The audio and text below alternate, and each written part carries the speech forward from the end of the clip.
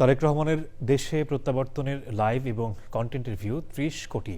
১২ ঘন্টায় আপলোড হয়েছে ১,০০০ ঘন্টার বেশি কন্টেন্ট, যার ওয়াচ টাইম ৬০ কোটি মিনিট বা ১,০০০ বছরের চেয়েও বেশি। একজন কোনো বিরতি ছাড়া সবগুলো কন্টেন্ট দেখলে তার সময় লাগবে টানা ৪১ দিন। মির্জা ইমতিয়াজের উপস্থাপনায় দেখুন মেহরাব হোসেনের বিশ্লেষণ।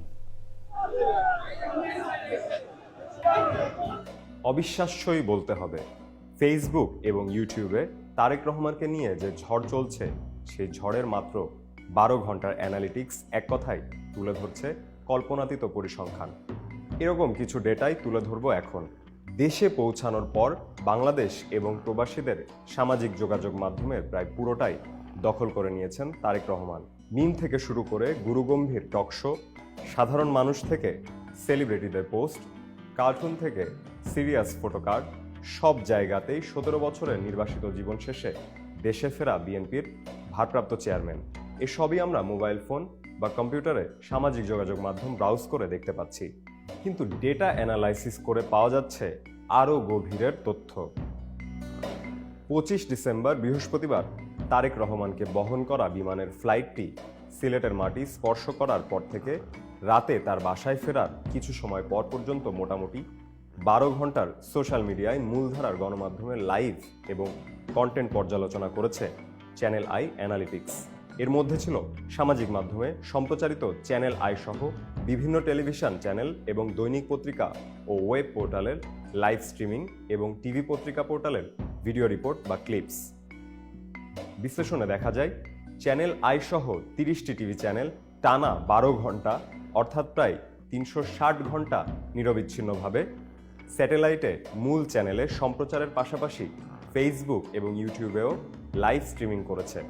পাশাপাশি ভিডিও রিপোর্টের সংখ্যা ছিল ২৫০০, যার মধ্যে ছিল ব্রেকিং, স্পিচ এবং জনসমাবেশের ছোট ছোট ক্লিপস।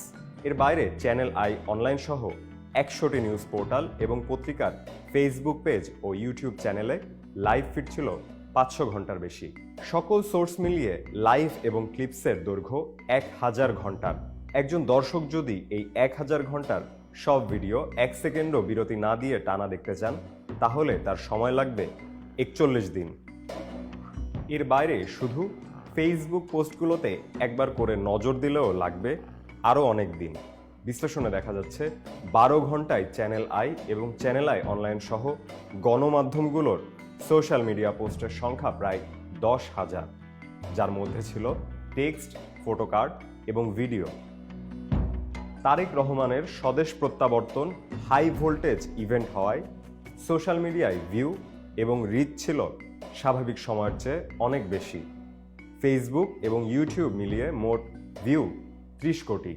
এর মধ্যে ফেসবুকে ৭৫% এবং ইউটিউবে ৩০%। অ্যানালিটিক্স বলছে পিক কনকারেন্ট ভিউ অর্থাৎ একই সময়ে সর্বোচ্চ দর্শক ছিল প্রায় ২ কোটি। এটি ছিল তারেক রহমানের বক্তৃতার সময়।